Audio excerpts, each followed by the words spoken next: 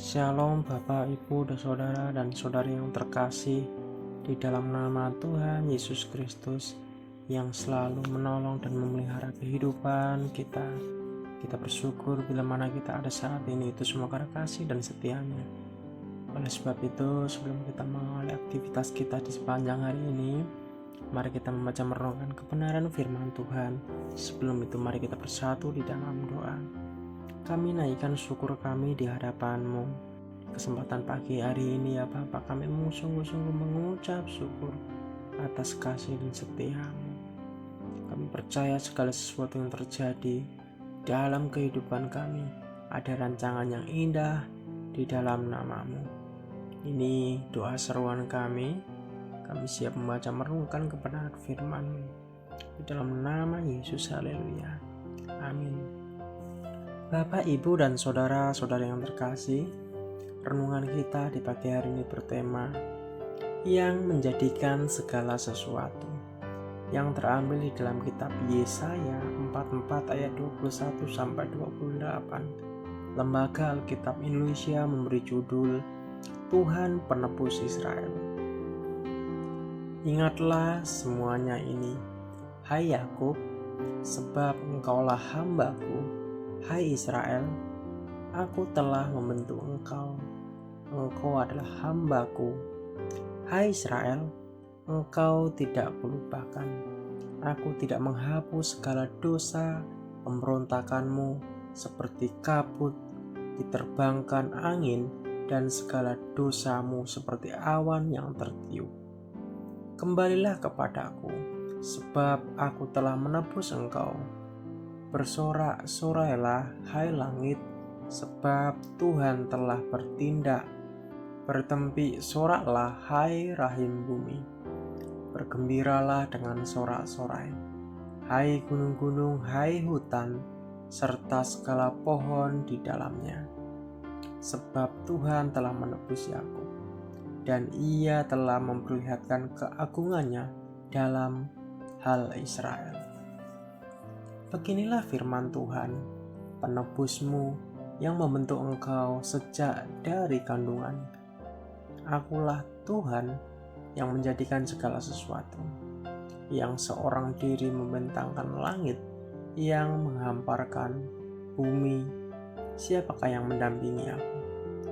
Akulah yang meniadakan tanda-tanda peramal, pembohong, dan mempermain-mainkan tukang-tukang tenung, yang membuat orang-orang bijaksana mundur ke belakang dan mengembalikan pengetahuan mereka menjadi kebodohan. Akulah yang menguatkan perkataan hamba-hambaku dan melakukan keputusan-keputusan yang diberitakan utusan-utusanku yang berkata tentang Yerusalem. Baiklah ia didiami dan tenang kota-kota Yehuda. Baiklah ia dibangun. Aku mau mendirikan kembali reruntuhannya. Akulah yang berkata kepada tubir lautan, jadilah kering. Aku mau mengeringkan sungai-sungaimu. Akulah yang berkata tentang Kores, dia gembalaku. Segala kehendakku akan dikenapinya. Dengan mengatakan tentang Yerusalem, baiklah ia dibangun. Dan tentang bait suci, baiklah diletakkan dasarnya. Yesaya menyebut Koresi dengan nama sebagai tokoh yang akan memulai kelepasan orang Yahudi dari penawaran Yesaya 44 dan ayat yang ke-28. Nubuat ini disampaikan 150 tahun sebelum pengenapannya, pada tahun 538 sebelum Masehi. Koresi mengeluarkan ketetapan dan mengizinkan orang Yahudi kembali ke Yerusalem dan membangun kembali kota dan bait suci mereka. Di dalam Ezra 1 ayat 1 sampai 2. Allah mengatur peristiwa kelahiran dan kehidupan Koresi demikian rupa sehingga rencana dan maksud Allah sendiri tergenapi dengan tepat menurut perjanjiannya dalam Yesaya 41 ayat yang kedua. lebih dari 150 tahun sebelum kelahiran Quraisy.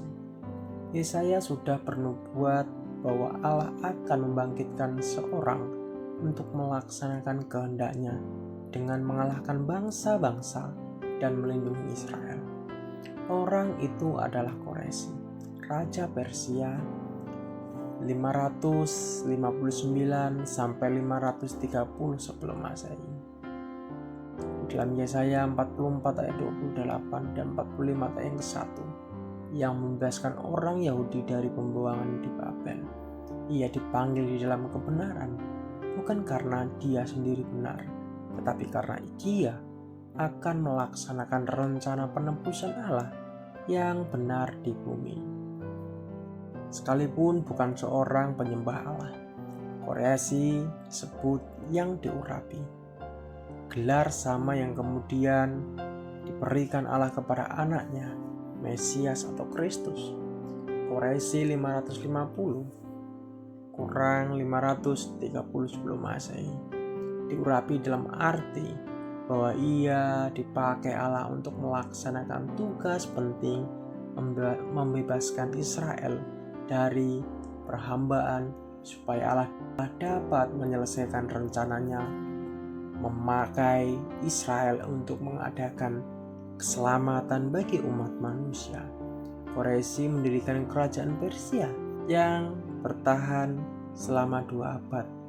Ia merebut Babel pada tahun 539 sebelum Masehi dan kemudian membiarkan orang Yahudi kembali ke negeri mereka. Amin. Mari kita bersatu di dalam doa. Terima kasih Bapa untuk kasih dan setia-Mu. Terima kasih untuk perenungan kebenaran firman-Mu yang kami sudah baca, kami dengar. Kami yakin percaya bahwa Allah turut bekerja di dalam setiap kehidupan kami. Oleh sebab itu Bapa, sebelum kami mengawali aktivitas kami, biarlah Tuhan mengurapi kami melalui renungan pagi pada saat ini. Terpuji kekal nama-Mu, Allah yang ajaib, Allah yang dahsyat, Allah yang selalu menyembuhkan kami, memberkati kami. Terpuji-puji nama-Mu. Haleluya. Amin. Shalom, selamat pagi, selamat beraktivitas. Tuhan Yesus memberkati kita semua.